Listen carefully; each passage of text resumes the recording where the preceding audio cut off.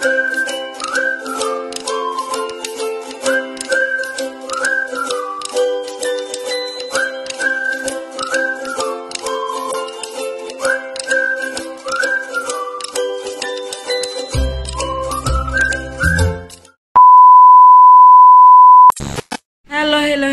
isang magandang umaga. Hello mga kapigi. O ayan, masaya ka na. Kasi nga hindi dapat hello ka kitty, dapat daw hello kapigi. Kasi nga daw peg ako. O diba, masaya ka na, masaya na ang morning mo. Ha, tinupad ko na ang ano mo, comment mo. Bruha ka, wala kang magawa sa sarili mo. Early in the morning, ginagalit mo ako.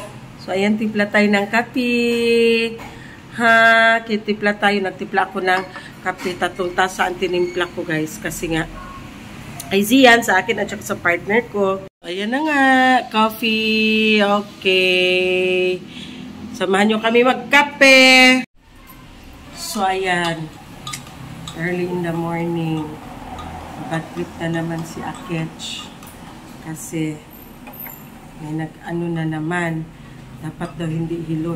Hindi daw bagay sa akin ang hello ka kitty. Ang bagay daw sa akin is hello mga kapigi. O, diba? Oh, ha? Ayan. Pinupad ko na ang comment mo. Alam ko, pinapanood mo ito. Ayan, happy? Happy? Wala talagang magawa sa sarili. Hindi ano. Wala kayo ika-comment mga langga. Huwag na lang kayo mag-comment, B. Kaya may stress ako. Charla. Hindi ako na-stress sa'yo. Char. Anong sa kapiday? Kaya nakuan ko nimo. Diyan nagluto ng ulan. Ang weather, bakit parang malamig? It's already 7, pero wala kang makikita ang haring araw na lumalabas. Siguro ano siya? Cloudy. Cloudy. Ha? $2,000 years later. So, ayan mga langga, welcome back to our channel. Again, maghugas tayo ng pinggan para sa ating daily routine. Yung nagsasabi na, balik-balik na lang yung video mo, naghugas, naglalaba. That's normal mga langga kasi yan ang ating daily gawain. Diba? As a nanay. Ayan ang ating daily gawain. Ayan ang mga langga. Lawan tayo for today's video na naman. Na ano ako langga, tawag nga parang nasad ako kasi kung kilala nyo si Rosana Elias, yung nakapangasawa ng Pakistani, diba, yung mga old subscriber na namin, kung napanood nyo yung mga video namin, is, diba, nandito yung si Mayra. May alaga ako, Pakistani na, bata dati, si Mayra. I think si Mayra that time is, 9 years old na siguro si Mayra, or, tapos, dito siya, ang story niyan is, subscriber ni Rosana Elias, si Madam. And then, nung nalaman ni Madam na umuwi dito si Rosana Elias sa Pinas, so, ang ginawa ni Madam is, pinakontak ni Madam sa akin si Rosana, tapos nag-ask si Madam ng permission if pwede kami makavisit doon sa bahay nila. So, nag-reply naman si Rosana sa message ko. So, sabi niya, yes, Madam, you're always welcome.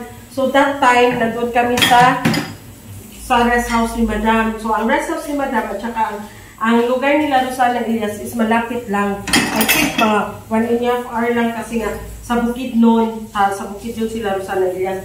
So, doon nag-start ang aming pagkakaibigan din na para namin pamilya, para na rin si Aileen Calib. So, nung pumunta kami doon sa kanila mga langga, dinala namin sila dito sa Davao, pinasya ni Madam, tapos yung mga pamilya niya.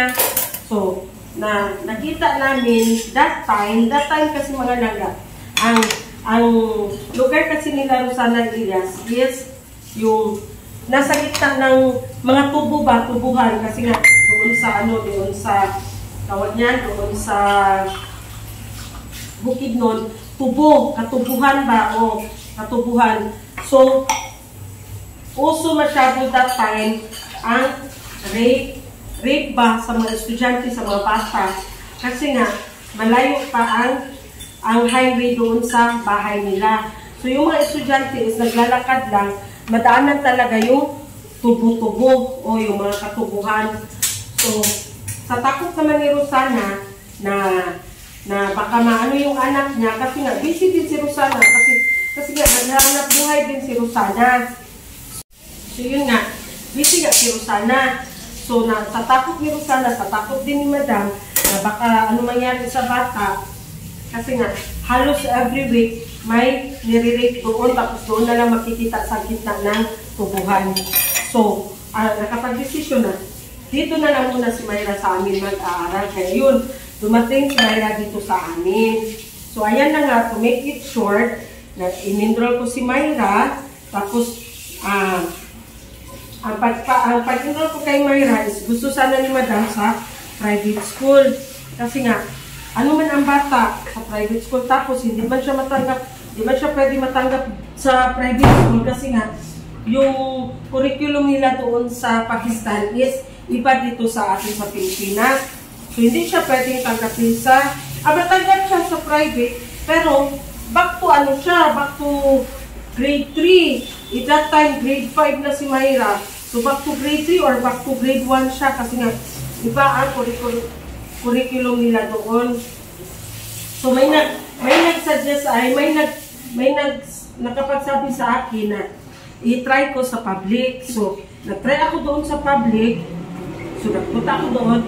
Nag-inquire ako doon ng Diyos, sinanggap si Mayra, pero nagawa ako ng parang promissory, good mga laga. Gumawa ako ng promissory na kung hindi kaya ni Mayra, kasi sabi ko doon na makakaintindi naman siya ng English, ma'am, tapos makabasa naman siya, so alam niya naman yung math, alam niya rin so under observation pa that time si Mayra, nasa ang damit ko. O, ayan na, hinitian na kayo ni Ching. So, under observation that time si Mayra, kaya nagpirma ako doon na kung makayanan ni Mayra, so, sa 2 buwan, so pwede siya mag-proceed ng grade 5. So, yun na nga, na nakapag-enroll si Mayra ng grade 5 at saka after 2 months, awa ng Diyos, man si Mayra, nakapasar man. So, tuloy-tuloy na yung pag-ano niya. Tapos, nakapag-decision ang mama ni Mayra na parang magbalik ata sila doon sa Pakistan. So, wala kaming magawa. Pero at least, si Mayra, na experience si Mayra kasi pinasali ko si Mayra sa Majorit. Pina-audition ko si Mayra sa Majorit doon sa school nila Zian kasi nga that time si Zian drummer. So sabi ko sa kanya na sayang naman kung si Mayra hindi magsali. So pina-audition ko si Mayra. So natanggap agad si Mayra mga langga kasi nga maganda na bata si Mayra, natanggap si Mayra. Tapos naging mother pa si Mayra sa Majorit. So ayan na nga, naging mother siya sa Majorit. So tuloy-tuloy na yun, na-experience niya. Yung hindi niya na-experience doon sa Pakistan, ang tuwa niya. Grabe ang ano ni Mayra. Tapos dumating ang araw na parang kailangan na nila bumalik sa Pakistan. So wala kami magagawa ni Madam Toots kasi nga hindi kami ang nanay, wala kaming karapatan. So decision ng nanay na babalik sila dun sa Pakistan. So kailangan namin tangkapin kasi wala man kaming magawa. Pero nagsabi na kami kay sa mama niya, sa nanay niya, na kung pwede, ganyan. Inisip namin ang mga advantage at saka disadvantage. So, wala kami nagawa kasi nga, final na talaga ang decision ng nanay ni Mayra. So, yun nga, mga langga, umuwi siya doon sa Pakistan. Naawa ako sa anak ko, si Zian. Kasi nga, sobrang close nila ni Mayra. So, biglang naiwan si Zian. So, hinatid namin sila sa airport. Si Madam, hindi niya kaya ihatid doon sa airport kasi sobrang nasasaktan si Madam. Tapos ako din, wala man akong kwan. Kahit masakit, hinatid ko si Mayra sa airport kasi sobrang ano yung bata na yun. Tapos, dati namin siya sa airport hanggang umalis na sila si Zian. Grabe ang iyak ni Zian that time. Kung nakikita nyo lang sa video, i-try nyo, sa mga bagong subscriber namin, i-try nyo. Panoorin yung video na hinatid namin si Mayra. Tapos yun na, hinatid na namin si Mayra. Tapos nagkumustahan na sila ni Zian. Hey, nandoon na si Mayra sa Pakistan. Nagkumustahan sila ni Zian. Nag-video call sila. O ano na, Ate Mayra? Naligo ka na. Nagbihis ka na ng ano. Sobrang sweet talaga nila yung dalawa. Naligo ka na. Nag-deodorant ka na. O ano. Parang ganun yung mga personal hygiene good na remind ni Zian sa kanya. Tapos until now, meron pa rin kaming communication until now. Tapos nagsabi siya sa akin na siya daw? Wait lang. Siya daw? Sige. Si Maday mga nagtumawag. Tapos, yun na nga. Nagkumustahan. So, to make it short again mga langga, ngayon, nandun na si Mayra sa Pakistan. Pero, nag-video call pa rin kami. Tapos, Tita Love, I miss you, yung ganyan-ganyan. Tapos, sa araw lang pagkagising ko talaga, nakita ko sa feeds ko na nag-post ang mama niya nga ng pagdasal kasi nga kailangan niya nadalhin sa malaking ospital si Mayra kasi nga daw nanggina na. Hindi ko alam ako ano yung gagawin ko. Kaya tinawagan ko agad ang mama niya, nagtanong ako agad sa puso niya, Day, dalhin mo na agad doon sa ano, nalungkot ako lang kayo, hindi ko alam kung ano yung gagawin ko. Basta, tapos sabi ko niya, Day, umalis na kayo, Day. Dalhin mo na, sabi ng mama niya, uudam love, nag-prepare pa ako ng baon namin kasi nga malayo man sila mga langga sa city. Sabi niya, uudam love, nag-prepare na ako ng babaunin namin para din makatipid. So yun na nga, ang ano ni Mayra is, na-admit si Mayra mga langga. Basta, grabe ang biyak ko langga. Uy, tapos na-admit si Mayra. For 2 days lang ata na-admit si Mayra. Tapos sabi ko langga, ano naman ang feeling ko? Sabi niya, okay na ako tita lang. Sabi, kumain ka na o. Kumain na ako. At least, nakakain na siya kasi nung time na pagtawag ko sa mama niya, kaya pala, nakapag-desisyon yung mama niya na dali na sa malaking ospital kasi nga isang buong araw hindi kumain si Mayra mga langga. Tapos nanihina na siya. Tapos wala na siyang lakas na bumangon kasi nga hindi man siya nagkain. Tapos yun na nga na ano siya doon sa ospital. Tapos ng doktor is intestine infection daw with diarrhea kasi nga pala that time na diarrhea pala si Mayra. So nag-video call na naman kami ni Mayra. Sabi ko sa kanya lang, how are you? Kumusta ka na? Sabi niya, okay na ako tita Love. Sabi niya, magpunta ako dyan, uwi ako dyan. Sabi ko sa kanya, sige magpagaling ka para next year uwi ka dito sa Pilipinas na healthy ka. Tapos iyak ako lang gawin.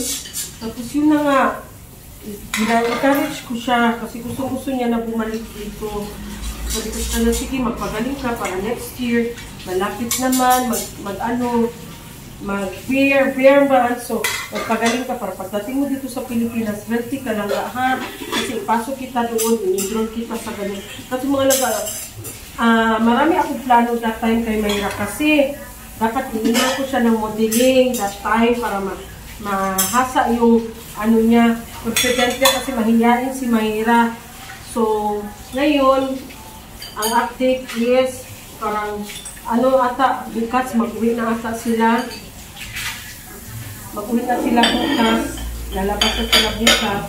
Kasi okay na si Mayra. Kumain na si Mayra. Tapos, tawag niyan. Marami na siyang antibiotic. Tapos saka dextrose din siya. So, okay na yun kahit na at least na nangagapan agad ang ni Mayra. Ang sakit ni Mayra. Yun nga, mga langga. Makakaano lang.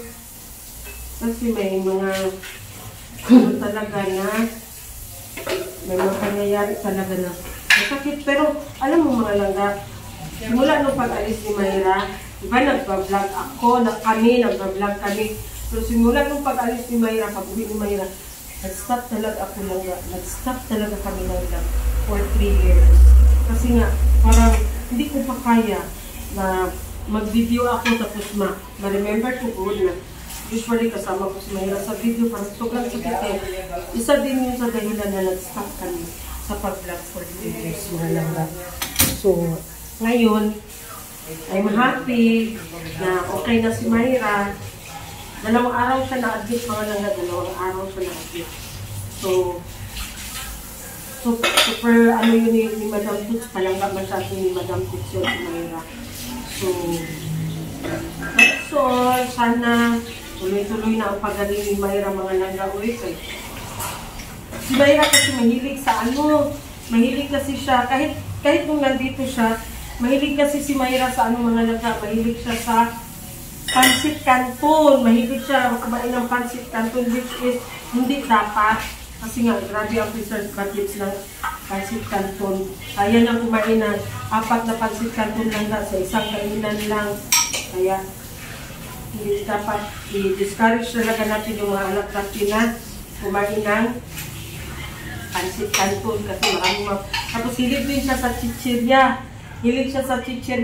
Tapos hindi siya hilig mag-inom ng water. Kaya kinakabahan ako sa pagsabi ng nanay niya na ano nga daw, nakasakit nga daw si Mayra. Sabi ko sa kanya, baka Jesus name, baka ang sa isip ko talaga mga langga, is something wrong sa kidney niya kasi nga ang hilig niya magkain ng ng Pansit Canton at saka ng chichirya. Hindi yan matutok. Every time na mag-grocery kami, hindi pwedeng walang Pansit Canton at saka hindi pwedeng walang chichirya. Meron talaga yan siyang chichirya. Sabi mo nito, Mami Tuts, pwede ako makuha dito, Mami Tuts. Naglaro ako ng ganyan. Basta ang damit ko. I-bash na naman ako nito. Kaya na nga, tapos na tayo. Yun ang istorya ng nakasakit si Mayra. So, nag-worry ako kasi nga nakasakit si Mayra. Pero, in God's and Mayra, so happy na ako. Parang unang isip ko kasi parang anak ko na yun si Mayra mga langga. Uy, silang dalawa ni Zian. Kasi nga wala kaming babae. Ako si Sister Swing at saka si Sister Ping walang babae. Puro lalaki lahat na. Anak namin si Madam Tuts lang ang may babae. So, ayan na nga. That's all. Ha? Mga langga, oh. Uy, gimukbang mo dyan ang cake. Ano ba yan? Sarap-sarap eh. Ha? Sobrang sarap ng cake. Sobrang sarap ng cake. Diyos ko. Hindi niya naman kinakain ng icing mga langga eh. Ano lang yung chiffon niya lang sa loob ang kinakain ni Zian. Niya kinakain yung icing kasi ayaw niya kumain ng icing. Natatamisan siya masyado sa icing. So, ayan na. Masarap to guys. Itong, tawag nitong Leche flan? Masarap masyado. Sus. Parang nasa head. Char. Sera ka talaga. A little longer than a few minutes later. So ayan na nga mga langga. Welcome back. Tinanong namin kung anong gusto ang ulam ni Madam Tuts for lunch. Ano sabi niya? Lumpia. Gusto sana Dyan lang. Kaya wala yung pamasahe. Gusto sana namin lauoy. Tapos ayaw niya daw ng lauoy. Gusto niya daw ng... Wala naman nung nangyari kay Sarah, no? Ha? Sarah. Bakit? Itong Malaysian ba, no? Oh. Isa lang dito siya sa washing machine, no? Uy, ano man? Sobrang matagal naman yun, uy. July pa nata.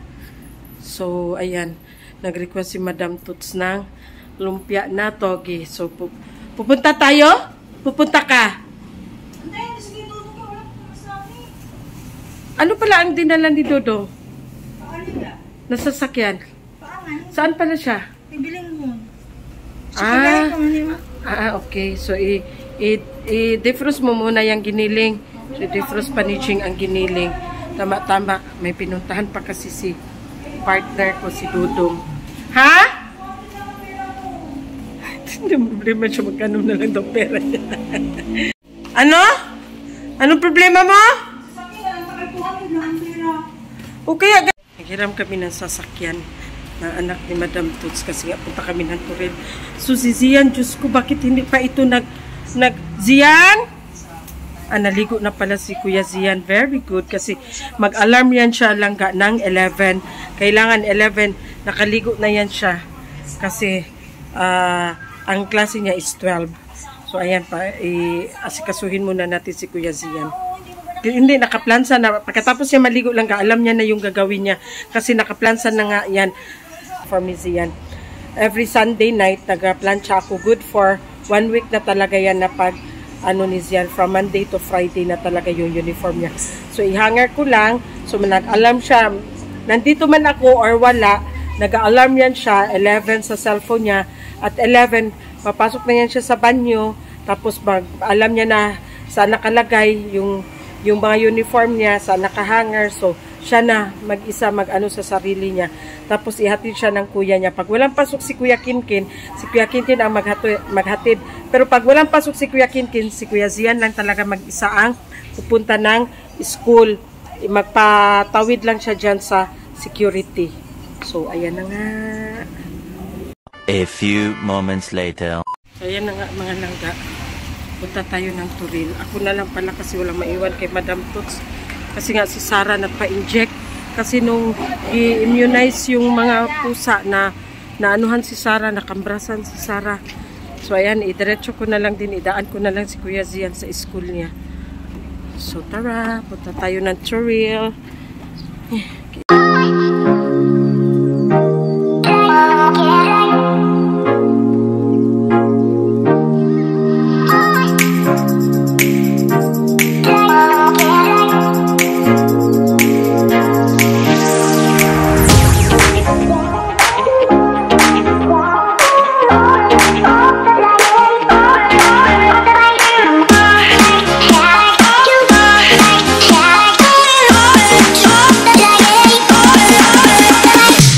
A little longer than a few minutes later. Sa palengke.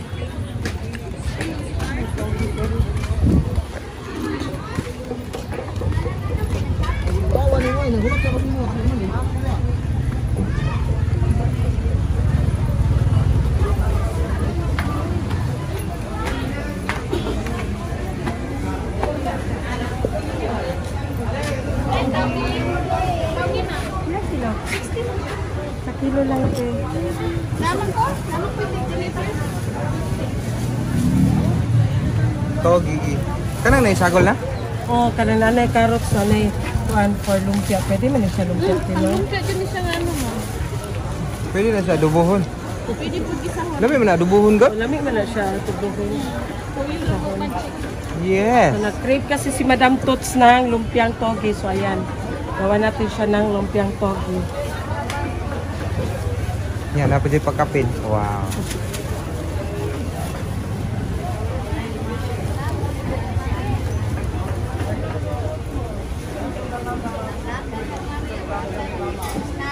A few moments later. Ayan na nga guys, tapos tayo dito sa palengke na bili na natin ang ingredients para sa togi na lumpia ni Madam Toots. So, uwi na tayo sa bahay para lutuin na gawin na ang ano ni Madam, gusto ni Madam. So, ayan ang mga langad, dito na tayo sa bahay. Nahatid na rin natin si Kuya Zian sa school. So, gina-prepare na ni Jing ang ano ni Madam, ang recipe ni Madam. So, that's all. Bye-bye!